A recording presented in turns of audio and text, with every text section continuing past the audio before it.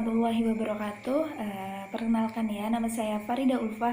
Saya mahasiswa Manajemen Pendidikan Islam semester 4 di Institut Agama Islam Nahdlatul Ulama.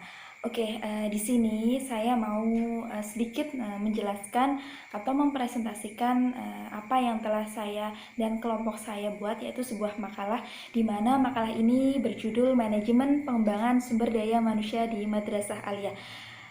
Makalah ini merupakan sebagai tugas dari mata kuliah Manajemen Pengembangan Pendidikan Islam dosen pengampu, yaitu Bapak Sobari Waluyo Sejati MPD. Oke, sebelum kita berlanjut, di sini saya mau sedikit menggambarkan sebenarnya apa saja rumusan masalah yang ada di makalah ini. Oke, yang pertama, rumusan masalah di Manajemen Pengembangan Sumber Daya Manusia di Madrasah Aliyah yang pertama adalah sebenarnya bagaimana sih konsep manajemen pengembangan pendidikan Islam di Madrasah Aliyah itu sendiri, dan yang kedua sebenarnya apa saja atau bagaimana pelatihan dan pengembangan sumber daya manusia di Madrasah Aliyah. Oke, tunggu penjelasan selanjutnya di video selanjutnya. Sebelum saya menjelaskan sebenarnya apa isi dari rumusan masalah itu sendiri, saya mau sedikit memberikan gambaran mengenai apa itu manajemen, apa itu sumber daya manusia, dan apa itu pengembangan. Oke, yang pertama, manajemen. Manajemen berasal dari bahasa Inggris yaitu to manage, yang bisa diartikan dengan mengatur atau mengelola. Di sini manajemen erat kaitannya dengan istilah POAC ya, di mana ada planning, organizing, actuating, sama controlling. Di sini bisa diartikan bahwa manajemen itu salah satu usaha atau kegiatan dari perencanaan, terus pengkoordinasian, terus pelaksanaan, sama penguasaan tentunya. Oke, kemudian yang kedua, sebenarnya apa sih pengembangan itu? Oke, di sini pengembangan bisa diartikan dengan pola pertumbuhan, perubahan secara perlahan atau evolution, dan yang terakhir bisa diartikan dengan perubahan secara bertahap.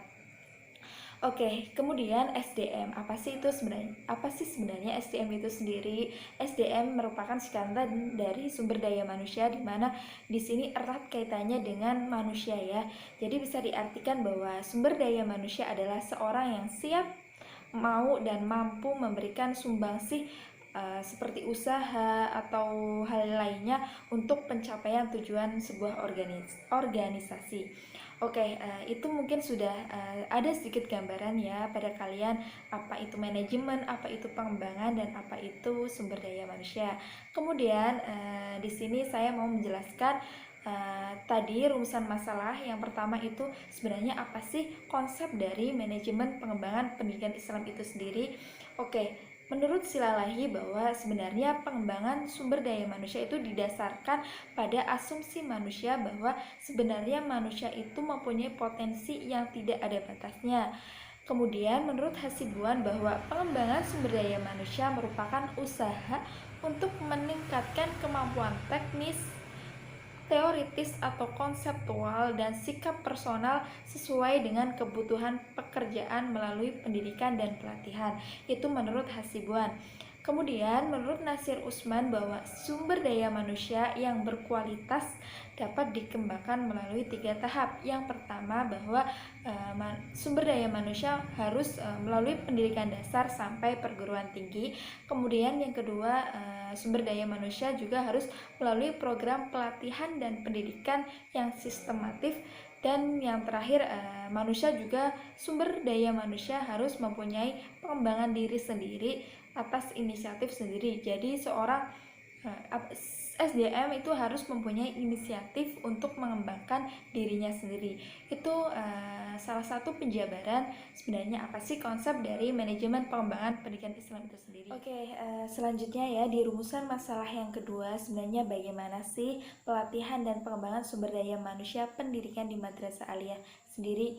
Oke, sebelum kita berlanjut, pelatihan dan pengembangan sebenarnya mempunyai arti yang sama, di mana di sini pengembangan mempunyai arti lebih luas daripada pelatihan, karena pelatihan hanya meningkatkan kemampuan dan pengetahuan, sedangkan pengembangan mampu meningkatkan kemampuan, pengetahuan, dan sikap.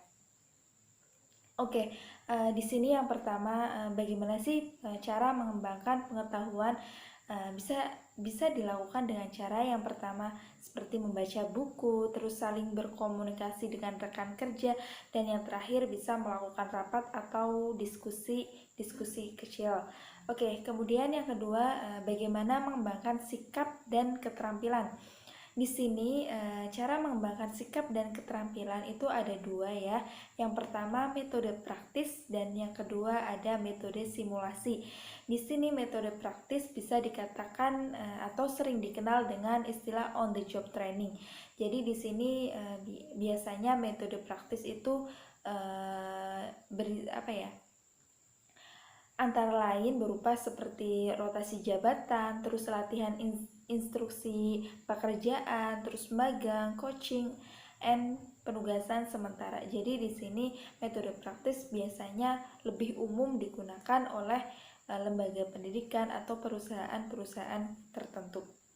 Kemudian yang kedua ada metode simulasi. Di sini metode simulasi itu dilakukan dengan cara pelatihan di luar tempat kerja.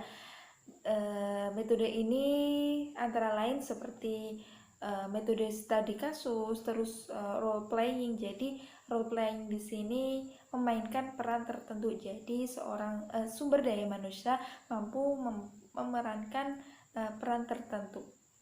Kemudian ada laboratory training dan vestibule training. Kemudian setelah kita tahu pengembangan, sebenarnya apa sih jenis dari pelatihan dan pengembangan sendiri?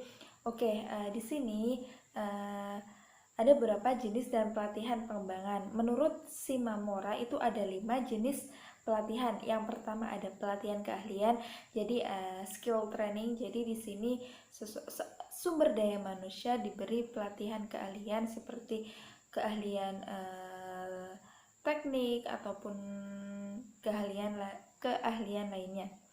Kemudian yang kedua ada pelatihan ulang atau retraining. Jadi di sini sumber daya manusia yang tadinya hanya mampu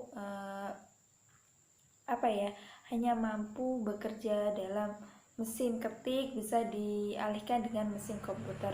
Itu di salah satu pelatihan ulang atau retraining. Kemudian yang ketiga ada pelatihan lintas fungsional. Jadi di sini pelatihan ini melatih sumber daya manusia untuk melakukan aktivitas kerja dalam bidang lainnya selain pekerjaan yang ditugaskan.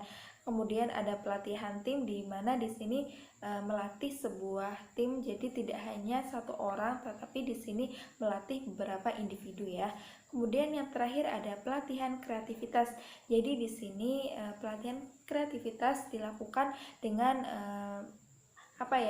mengeluarkan ide atau gagasan sebebas mungkin. Jadi seorang sumber daya manusia dilatih untuk mengeluarkan ide atau gagasan tertentu.